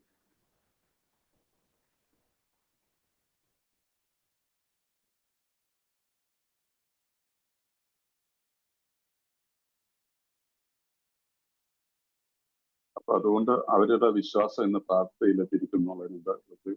നിങ്ങളുടെ വിദേശത്തുള്ളവർക്കൊക്കെ അറിയാം, അവിടെ കാൽക്കുലേഷൻ അനുവദിച്ചിനുള്ള അപ്രൂവൽ എത്രയാണെന്നുള്ളത് നിങ്ങൾക്ക് അറിയാവുന്നതാണ്. കാഠിന്യവും ശത്രുതയും കലർന്ന മനോഭാവമാണ് ഞങ്ങളുടേതെങ്കിൽ ഞങ്ങളെ കൊണ്ട് വലിയ പ്രയോജനം ഉണ്ടായില്ല. കുടിയന്മാർ അതിന് നിന്ന് തരില്ല. ശരിയായിട്ട് പ്രോഗ്രാം പ്രാക്ടീസ് ചെയ്യുന്ന ഒരാള് ഒരിക്കലും കാഠിന്യത്തോടും ശത്രുതയോടും ഉള്ള ഒരു മനോഭാവം ഉണ്ടാവില്ല. സ്നേഹമാണ് നമ്മുടെ നിയമം. സ്നേഹം. നമ്മൾ കുറച്ച് നിങ്ങളോട് എനിക്ക് അപേക്ഷിച്ച് പറയാനുള്ളത് കുറച്ച് സ്പിരിച്വൽ ആയിട്ടുള്ള ടെക്സ്റ്റുകൾ നിങ്ങളുടെ ഏതേത് മതത്തിലാണെങ്കിലും ആ മതത്തിനനുസരിച്ചുള്ള ടെക്സ്റ്റുകൾ ഏതെങ്കിലുമൊക്കെ വായിച്ച് പഠിക്കണം. ഇതിനകത്തെല്ലാം ഈ പറയുന്ന കാര്യങ്ങളൊക്കെ തന്നെയാണ് പറയുന്നത്, അല്ലാതെ പ്രത്യേകിച്ച് വേറൊന്നുമില്ല. നമുക്ക് മനസ്സിലാകാനായിട്ട് ദൈവികമായിട്ടുള്ള ഒരു ഇടപെടൽ ഉണ്ടായിട്ടുള്ള ഒരു മഹത്തായിട്ടുള്ള ഒരു ഗ്രന്ഥമാണിത്. ഇത് നമ്മൾ പഠിക്കണം. എന്തൊക്കെയാണെങ്കിലും ഞങ്ങളുടെ പ്രശ്നങ്ങൾ ഞങ്ങളുടെ തന്നെ സ്വന്തം സൃഷ്ടിയാണ്. കുപ്പികൾ വെറും പ്രതിരൂപങ്ങൾ മാത്രമാണ്. മുമ്പ് പറഞ്ഞാൽ ജസ്റ്റ് സിംറ്റമാണ്, ഒരു സിംബോളിക് ആയിട്ടുള്ള ഒരു കാര്യം മാത്രമാണത്. എല്ലാം നമ്മളുടെ തന്നെ സൃഷ്ടിയാണ്. നമ്മൾ തന്നെ കുടിച്ച് മദ്യപാനികളായവരാണ്. ആസക്തി നമ്മളിലേക്ക് വന്നാണ് ഇതെല്ലാം സംഭവിച്ചത്. ഇങ്ങനെയാണ് എന്ന് മാത്രമല്ല, ആരോടെങ്കിലും എന്തിനോടെങ്കിലും പൊരുതുന്നത് ഞങ്ങൾ നിർത്തി. ഞങ്ങൾക്ക് അങ്ങനെ ആകേണ്ടതുണ്ട്. ആരെങ്കിലുമായോ എന്തെങ്കിലുമായിട്ടോ എന്തിനോടോ പൊരുതുന്നത് ഞങ്ങൾ നിർത്തി. ഞങ്ങൾക്ക് അങ്ങനെ ആകേണ്ടതുണ്ട്. എന്തുകൊണ്ടാണ്?